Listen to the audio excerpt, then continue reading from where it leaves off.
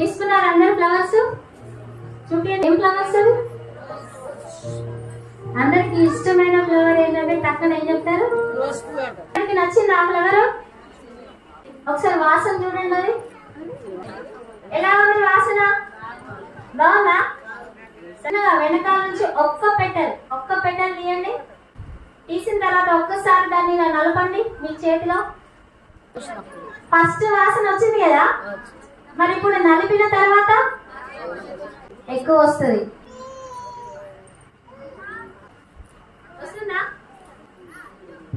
ఇలా ఎవరైతే నలగొట్టబడుతున్నారో, అది సమస్యలే కావచ్చు, ఏ పరిస్థితులైనా కావచ్చు, దేవుని కొరకు ఎవరైతే ఎక్కువగా నలగొట్టబడతారో వాళ్ళు సువాసనగా మార్చబడతారు. ఆ సువాసన, మనం మంచి వాసన వచ్చినప్పుడు ఏం చేస్తాం చెప్పండి? ఆస్వాదిస్తాం కదా, ఆనందిస్తాం కదా. ఆ వాసనను మనము పీల్చుకున్నప్పుడు అబ్బాయి ఎంత బాగుంది అని అనుకుంటాం కదా.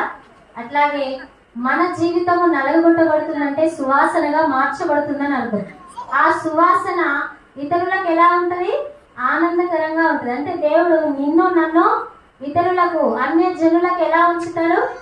ఆశీర్వాదకరంగా ఉంచుతాడు. సో ఈ ఫ్లవర్ లాగా మన జీవితాన్ని నిలబెట్టిన దేవుడు, ఈ మామూలు ఫ్లవర్ ఇది వాడిపోతుంది కావచ్చు కొద్దిసేపు అయితే, కానీ మనల్ని చిగురింపజేసిన దేవుడు మన జీవితాలు వాడిపోవు, ఇతరులకు వెలిగించే విధంగా ఉంటాయి. సో అది ఎంతమంది నమ్ముతున్నారు? అందరూ? ఇప్పుడు పక్కన వాళ్ళకి ఆ ఫ్లవర్ ఇచ్చి మహిళా దినోత్సవం శుభాకాంక్షలు చెప్పండి.